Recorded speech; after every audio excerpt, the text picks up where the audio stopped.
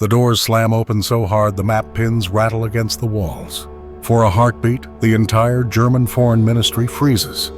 A courier, ashen, breathless, stumbles into the war room, clutching a single sheet of paper as though it's burning his hands. He doesn't speak, he just raises it, trembling, toward Joachim von Ribbentrop. And in that moment, before anyone reads a word, every man in the room senses the world is about to tilt. Berlin, August 23, 1939. A thick, humid evening choking the city. War rumors have been pounding through Europe for weeks, each louder than the last. Hitler is in a frenzy for Poland. France and Britain are drawing red lines they can barely hold. And in Moscow, Joseph Stalin, silent, watchful, is weighing the continent like a butcher weighing meat. That single sheet of paper in the courier's hand carries the answer to one terrifying question. Has the Soviet Union agreed to a deal with Nazi Germany? Ribbentrop tears the document from the courier's grip. His eyes flick across the page. Then he inhales sharply, too sharply. Hitler steps forward fast. What does he say? His voice is low, but every syllable slices the air. Ribbentrop looks up. Stalin has accepted. A pulse of stunned silence detonates across the room. Accepted. The word carves through every man present. Accepted, meaning Stalin, the sworn enemy of fascism, has agreed to welcome Ribbentrop to Moscow tonight. Meaning the impossible is suddenly not only possible, but imminent. Hitler doesn't smile. He doesn't blink. He simply pivots toward the window, hands clasped behind his back, breath steady, as though he had expected all of Europe to bend exactly this way. But the truth is, even he didn't expect Stalin to move this quickly. A general mutters, "If Britain learns of this." "They won't," Hitler snaps. "Not until it's too late." The spark has struck, and it catches instantly. Phones erupt, messengers sprint. A convoy is assembled at brutal speed. Ribbentrop is ordered to pack immediately. Dress uniform, diplomatic passport, every ounce of arrogance he can carry. Meanwhile, across the continent, in London and Paris, intelligence offices are staring at static, missing the one signal that matters. The very thought of Berlin and Moscow embracing is unthinkable. So unthinkable they refuse to imagine it. But in Berlin, inside that boiling war room, the truth is now an open flame. Hitler turns from the window. "Tell the Luftwaffe to clear a corridor." Ribbentrop leaves within the hour. His voice has changed. It's no longer tense. It's triumphant. Outside, thunder rolls across the city. Low, heavy, the kind that feels like artillery testing itself in the clouds. Ribbentrop buttons his jacket with shaking fingers. He tries to hide it. He fails. Because he knows what this flight to Moscow means. One signature could give Hitler exactly what he needs to invade Poland without fear of Soviet retaliation. One pact could yank the floor out from beneath the entire European balance. One night, this night, could reshape the century. As Ribbentrop moves toward the door, another message arrives. A final confirmation. Stalin is waiting. All that's left is to fly straight into the heart of the Soviet Union and seal a deal no one alive will believe until it is written in ink. Ribbentrop steps into the humid Berlin night, breath catching as floodlights flare across the ministry courtyard. Engines roar to life. Mechanics sprint around the waiting aircraft, Hitler's personal condor, prepping it for a flight over territory that could swallow it whole. The air stinks of fuel, metal, and panic. He climbs the stairs. At the top, he pauses. Just 1 second. This isn't diplomacy. This is a gamble with Europe as the stake.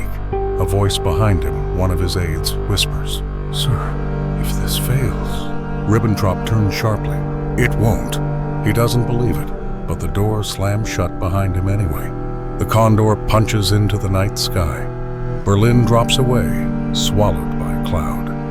Ribbentrop grips the armrest as turbulence rattles the cabin. Every jolt feels like fate reconsidering. A junior officer leans close. "Soviet fighters might intercept us." "Might," Ribbentrop snaps, but Hitler believes they won't. He doesn't add the second half of that thought, and if Stalin changes his mind mid-flight, we're dead before we see Moscow. The aircraft claws east, hour after hour. No one speaks. Each man is locked inside his own dread. Even the air seems afraid to move. Then, a flash of light outside the window. Another. Shadows swoop beneath the wings. "Soviet escort!" the co-pilot shouts. Ribbentrop exhales for the first time in an hour. Stalin has chosen to protect them. At least for now. The Condor descends through a veil of fog into Moscow's Kodinka airfield. Soldiers line the runway, motionless, unreadable. Their bayonets glint in the floodlights like cold teeth. As Ribbentrop steps out, the air hits him like a wall. Damp, metallic, heavy with something he can't name. History? Danger? Both? A black ZS limousine rolls forward, its doors open. Vyacheslav Molotov, Stalin's foreign minister, stands inside the headlights like a statue carved from frost. No handshake, no smile, only a curt nod. "Welcome to Moscow," he says.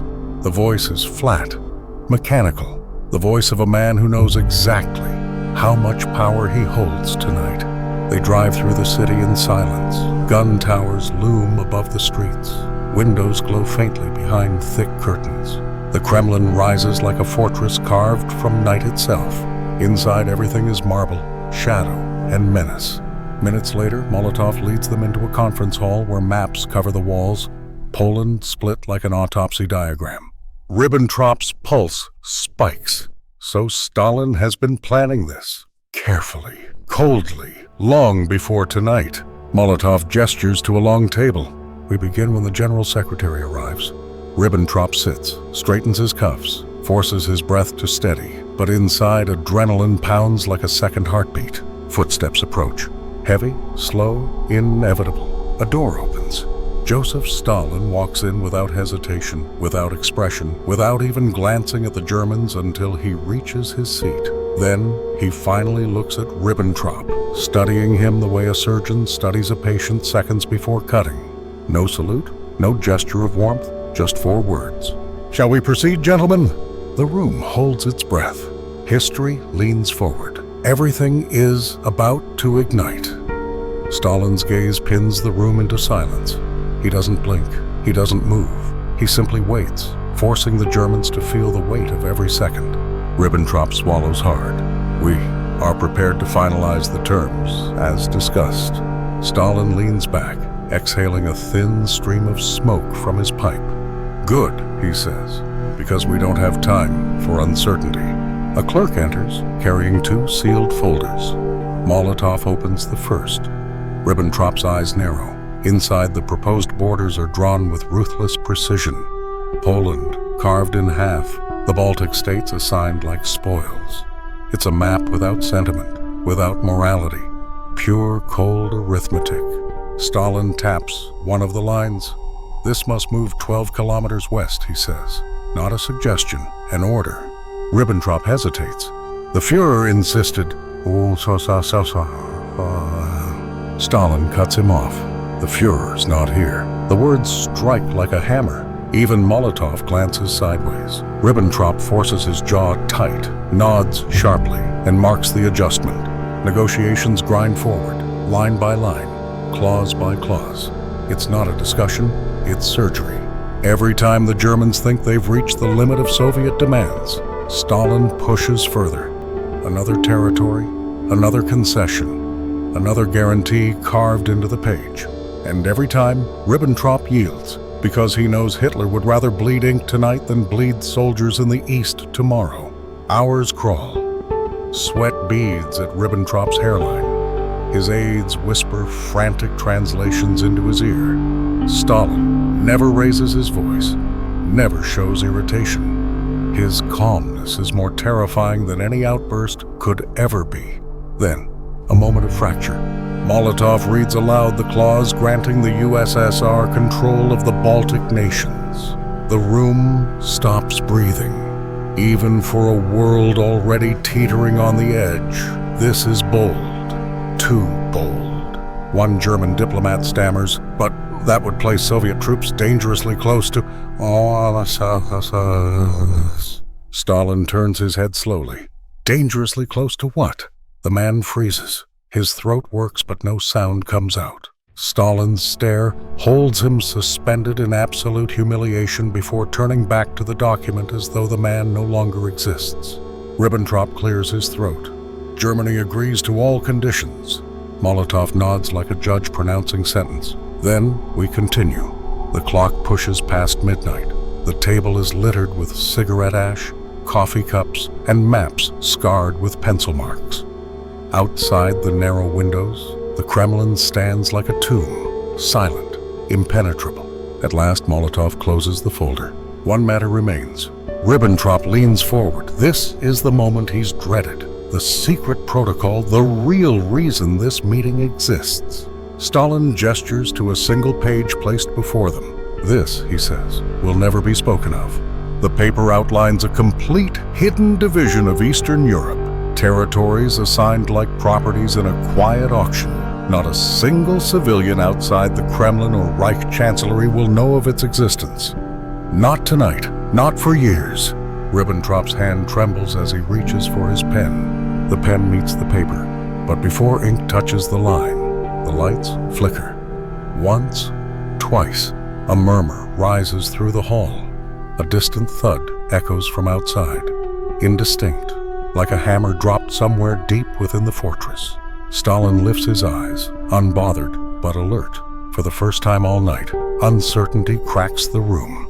And then, the lights steady. Silence returns. Stalin nods to Ribbentrop. Finish it. Ribbentrop lowers the pen. This is the irreversible moment. The moment Europe will spend decades paying for. Ink begins to flow. If you're pulled into this story, make sure to subscribe so you don't miss what comes next. Ink bleeds into the paper, thick and final. Ribbentrop signs with a stiff flourish meant to disguise the tremor in his hand. When he's done, he sets the pen down as though releasing a weapon.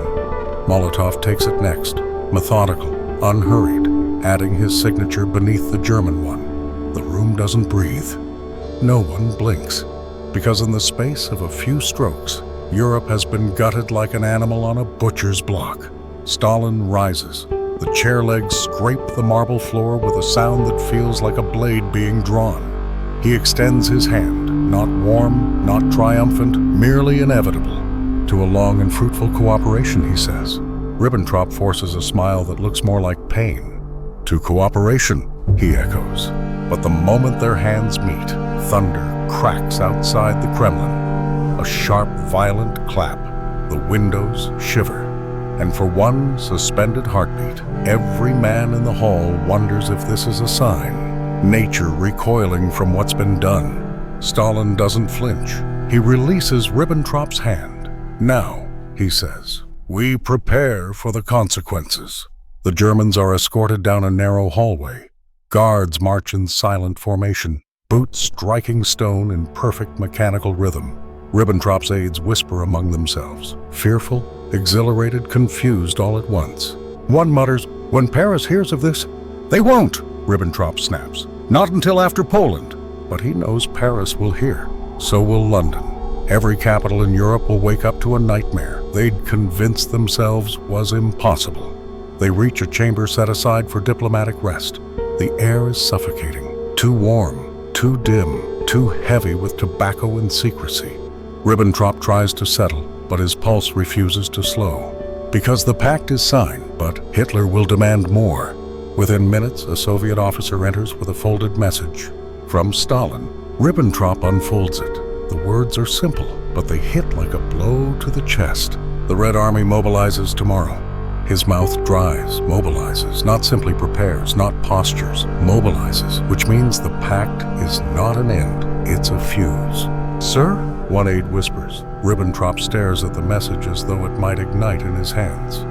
Inform Berlin, he mutters. Everything begins faster than expected. Outside, Moscow churns restlessly under the night sky. Trams rattle through the streets. Factories burn with sleepless light. Radios whisper orders. It is a city on the edge of transformation, closing its fists, preparing for the blows to come. Inside the Kremlin, another meeting is already underway. Stalin stands over a map of Poland, tracing invasion routes with his fingertip.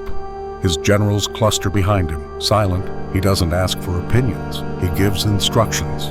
When Germany moves, he says, we move. Not before, not after, exactly when the line breaks. Yes, Comrade Stalin, crush resistance in the east. Secure the Baltics, and make sure the world thinks we're acting for peace. His generals nod, though none can fully hide their unease.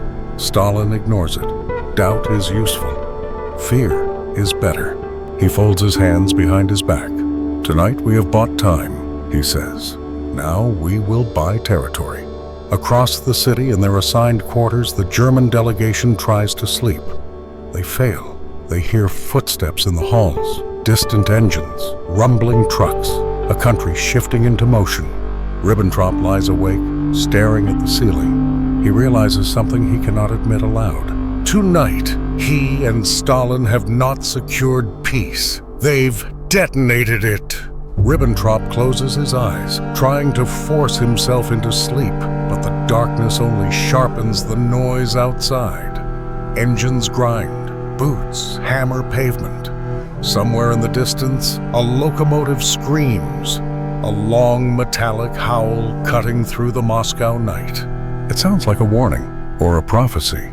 He sits upright, breathing hard. The room feels smaller than when he entered it. The air tastes stale, metallic. He presses a hand to his forehead and whispers the truth he has tried to smother since landing. We have no idea what we just set in motion. Before dawn, a knock rattles the door. A Soviet officer stands outside. Comrade Molotov requests your presence immediately. There's no time to dress properly, no time to think. Ribbentrop scans his aides, their faces pale, eyes wide, as they follow the officer down the Kremlin's winding hallways. They are led not to another conference room, but to a balcony overlooking the river. Fog coils above the water like white smoke. The officer steps back, leaving them alone. Moments later, Molotov arrives. His expression is unreadable, his posture rigid, his gaze fixed on the river, as if it holds answers no one else can see. You will depart shortly, he says. Stalin wishes the news to reach Berlin before the Western powers wake. Ribbentrop swallows. Of course, Molotov finally looks at him. His eyes are cold, but they burn with a certainty Ribbentrop will never admit he envies. You understand, Molotov says, that despite our signatures, our nations remain enemies at heart. Ribbentrop stiffens. This pact ensures... Molotov cuts him off. It ensures only one thing. Time. Nothing more. A gust of wind sweeps across the balcony, carrying the distant churn of truck engines. Mobilization has begun, and for the first time, Ribbentrop understands that the Soviets are not merely prepared for war. They have been waiting for it. Molotov steps closer. Tell your Führer we expect Germany to keep its word. If your armies stumble, we will not intervene. But if you succeed, his voice drops to a whisper. We will take what the agreement promises us. Ribbentrop nods stiffly. You will have it. But inside, fear coils around his ribs. Because the pact gives Germany Poland, but it also gives the USSR everything it needs to rise even stronger. And Hitler, in his madness, has handed Stalin the perfect opportunity. The convoy rushes Ribbentrop back to Kodinka airfield. Dawn breaks in streaks of red and iron gray as the Condor's engines roar to life. Guards form a perimeter. Soviet officers watch every movement, every breath, as though memorizing the moment. Ribbentrop reaches the top of the aircraft steps and glances back. Stalin stands in the distance, a dark silhouette framed by the rising sun. He doesn't wave. He doesn't nod. He simply watches. A statue carved from calculation. The Condor lifts into the sky. Below, Moscow recedes, its factories, its towers, its fortress walls shrinking into a single iron knot that seems to pulse with ambition. Ribbentrop grips the armrest, heart pounding. He knows what awaits in Berlin: celebration, triumph, Hitler's manic euphoria. But he also knows something Hitler refuses to see. Stalin did not concede. Stalin prepared. And Europe, whether it realizes it yet or not, is now trapped between two predators who have agreed, for a moment, not to tear each other apart. The plane pierces a layer of cloud. Light floods the cabin. Ribbentrop shuts his eyes, because deep down, beneath the adrenaline and the diplomatic bravado, he understands the truth. None of them understood what they had unleashed. If you want more stories that shake history, comment and subscribe.